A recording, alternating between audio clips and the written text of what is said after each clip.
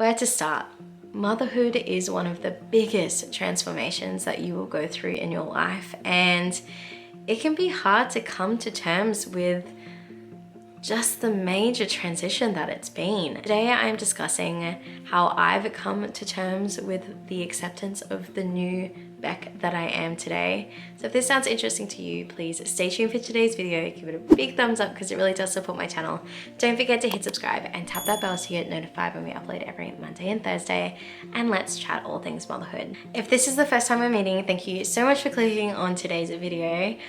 I am a mum to 4. I have spent most of my 20s being pregnant, and I actually look back on that with fondness. I am so glad that it's done and I don't need to do any more pregnancies or spend any more time going through the constant roller coaster of falling pregnant, being pregnant, giving birth, postpartum, and starting that cycle again. It has been just a crazy whirlwind adventure, and I am so blessed to have my 4 kids. But in saying this, it really has been a massive transition for me. It's been a transition for my body, it's been a transition mentally, and it's been a massive transition for my career. Before I fell pregnant, I can admit that I wasn't the healthiest person in the world. I ate whatever I wanted to eat.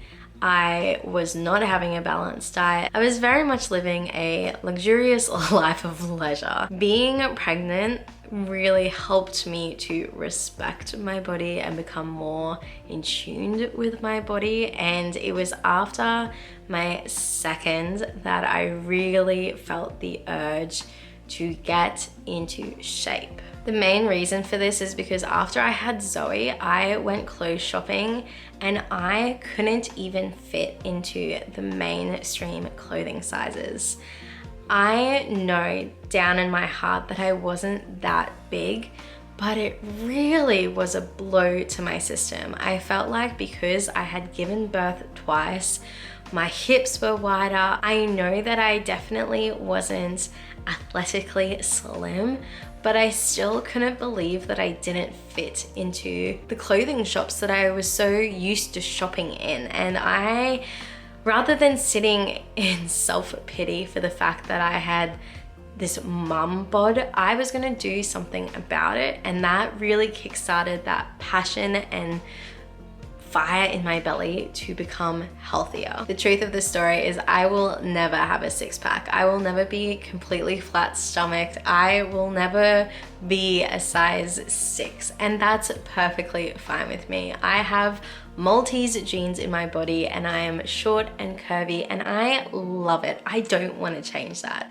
But what I do want to have in my life is a strong, healthy body that is going to see longevity. I want to be able to see my kids have kids, and I want to set my kids up to see the fact that their mom is looking after their body by what I'm eating and that I'm exercising my body so that it is strong and healthy. I want them to be able to acknowledge that I'm leading by example and I'm not expecting something of them that I'm not doing for myself. I can say with full confidence that even after having 4 kids, I have more respect and love for my body now than I did pre-having kids. I know that my body has done something beautiful, which is a fantastic thing to say.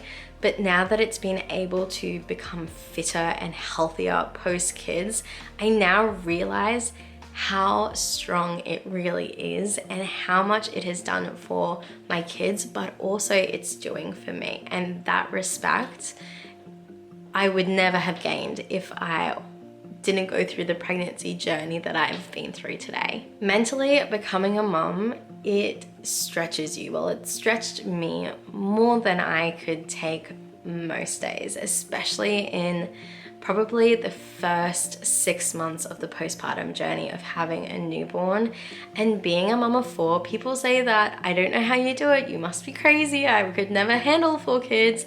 And the truth is, there are some days that I just can't, but I do. I get overwhelmed with my senses of sound and touch, and I've made a video about this, and being a mum can be really difficult because I can get overwhelmed with contact all the time and just constant noise, but I wouldn't change it.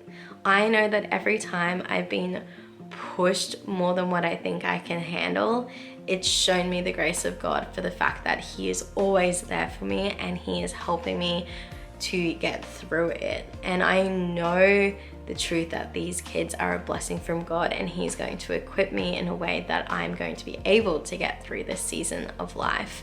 I want to be able to enjoy raising little kids, and I find having that balance of having that physical exercise really does help my mental health. It goes hand in hand. Now that I'm respecting my body and looking after it, it's now helping me to have that better positive mindset and being able to get through those mental challenges. There is nothing worse than the heartbreak that comes when your kid gets sick, ends up in hospital, when you have a miscarriage. Just being a mum opened myself up to so many emotions that I never thought that I would feel, and I will be feeling for the rest of my life.